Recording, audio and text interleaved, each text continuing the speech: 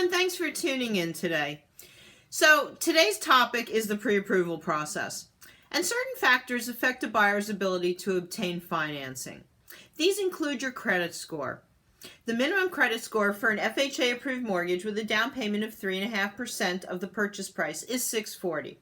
That said, some big box banks like Bank of America have finally admitted they won't do business with a buyer unless the buyer has a minimum credit score of 700 plus a 20% down payment. I applaud them for letting buyers know that up front.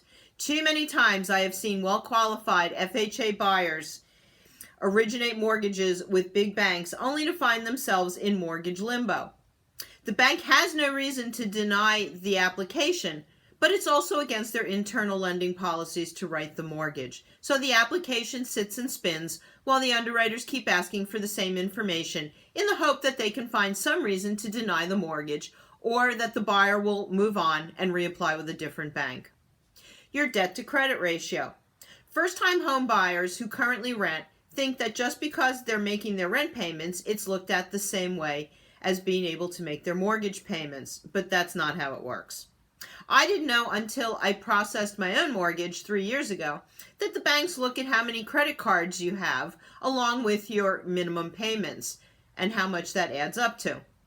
I had to close out and not use as many credit cards even though I was paying them off monthly to get my ratios down to an acceptable level. Now your banker will have more information as they review your credit report. Anybody out there have medical bills? Medical bills have prevented more buyers from getting a mortgage than any other reason I can think of. If you have medical bills that aren't in default, you can make arrangements with your provider to pay a portion monthly or weekly. As long as you pay something on a steady basis, they can't send you to collections, because once you're in collections, it's all over. Your employment history. Have you worked at your current job for more than 12 months? Banks are willing to waive this condition if you changed employers but remained in the same industry, or if your new employer is more than 75 miles away from your current home. Is your money traceable? Do you collect a paycheck that is deposited into a bank, or are you stuffing your mattress with cash? Cash may be king, but not for purchasing a home when it's undocumented. One of my buyers transferred a large sum of cash from a foreign country to a U.S. bank. The money had to sit in the account, seasoning, for 3 bank statements before we could close. Luckily, the seller was able to wait because I spoke to the buyer last week and she and her husband were very happy in their home. In our next segment, I will discuss the house hunting process.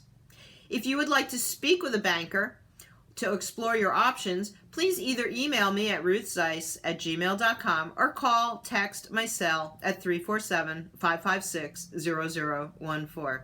That's it for today. Tune in tomorrow. Ciao.